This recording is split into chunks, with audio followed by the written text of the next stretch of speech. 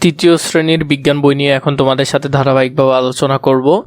তোমাদের অনেক বেশি আবদার ছিল যে তৃতীয় শ্রেণীর বিজ্ঞান বইটি নিয়ে যাতে আলোচনা করি, অন্যান্য বইগুলো নিয়ে করছি, তৃতীয় শ্রেণীর বিজ্ঞান বই নিয়ে কেন করছি না, সেগুলো নিয়ে অনেক বেশি কমেন্ট এসেছিল। প্রথম অধ্যায় থেকে শুরু করে ধারাবাহিকভাবে পুরো বই নিয়ে আলোচনা দিব, ধারাবাহিকভাবে দেখবে, কোনটা প্রয়োজন আমাকে জানাবে।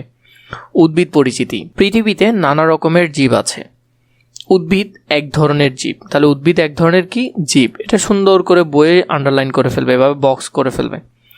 আমরা আমাদের আশেপাশে নানা ধরনের উদ্ভিদ দেখতে পাই। কি কি উদ্ভিদ? আম, জাম, লেবু, পেয়ারা, গোলাপ, মরিচ, সরিষা গাছ। এই ধরনের সব গাছই একটা একটা উদ্ভিদ। তাহলে তোমাকে যদি বলে আম গাছ একটা কি, আম গাছ একটা উদ্ভিদ, পেয়ারা গাছ একটা কি, পেয়ারা গাছ একটা উদ্ভিদ।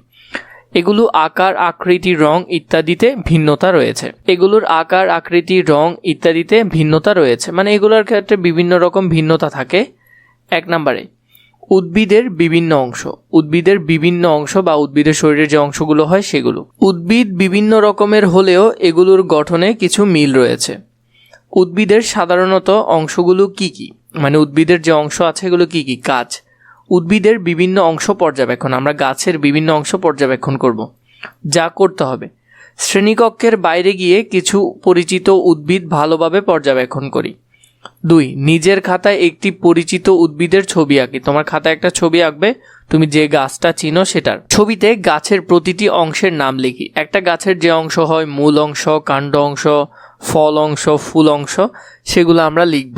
নিচে আঁকা ছবিটি সহপাঠীদের আঁকা ছবির সঙ্গে তুলনা করি। এই যে ছবিটা আছে এটার সাথে তোমাদের বইয়ে বা খাতায় যেগুলো আঁকলে সেগুলোর সাথে তুলনা করতে বলেছে। উদ্ভিদের বিভিন্ন অংশ কি কি? যেমন উদ্ভিদের বিভিন্ন অংশগুলো কি হয়? ফুল হয়, মূল হয়, কাণ্ড হয়, সেগুলা। চলো ফুল ও শিকড় বা মূল এবং কাণ্ড সহ একটি উদ্ভিদ পর্যবেক্ষণ করি, মানে একটা উদ্ভিদ পুরোপুরি পর্যবেক্ষণ করতে বলেছে। উদ্ভিদের সাধারণত অংশগুলো সম্পর্কে আরও কিছু জানি। উদ্ভিদের সাধারণ অংশগুলো সম্পর্কে আরও কিছু জানি। প্রায় সব উদ্ভিদেরই মূল, কাণ্ড এবং পাতা থাকে। কিছু কিছু উদ্ভিদের আবার ফুল ও ফলও থাকে। 1 নম্বরে মূল। উদ্ভিদের মূল বা শিকড় সাধারণত মাটির নিচে থাকে। তাহলে মূল কোথায় থাকে? মাটির নিচে থাকে। মাটির নিচের যে অংশটা আছে এটাকে আমরা কি বলি? মূল বলি। কি বলি? মূল বলি।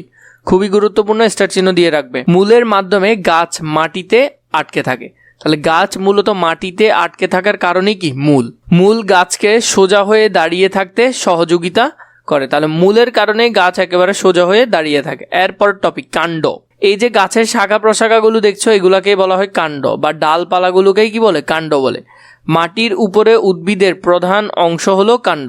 মূল ও উদ্ভিদের অন্যান্য অংশের মধ্যে সংযোগ স্থাপন করে কাণ্ড, মানে একটা মূলের সাথে আরেকটা মূলের সংযোগ স্থাপন করে কাণ্ড। এতে শাখা প্রশাখা, পাতা, ফুল ও ফল থাকে। পাতা। অধিকাংশ উদ্ভিদের পাতা চ্যাপ্টা ও সবুজ হয়ে থাকে। পাতা মূলত একটি বৃত্ত বা বোটা, মানে পাতা মূলত একটা কি?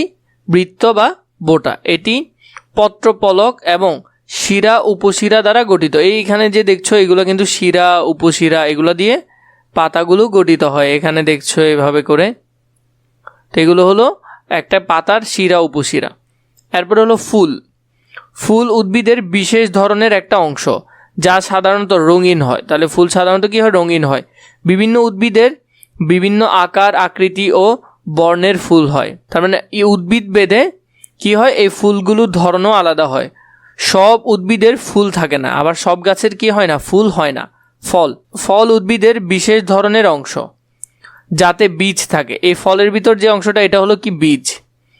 যেমন আম একটি ফল, এর ভিতর বীজ আছে। বিভিন্ন উদ্ভিদের বিভিন্ন আকার, আকৃতি ও বর্ণের ফল হয়। সব উদ্ভিদের আবার কি হয় না? ফল হয় না।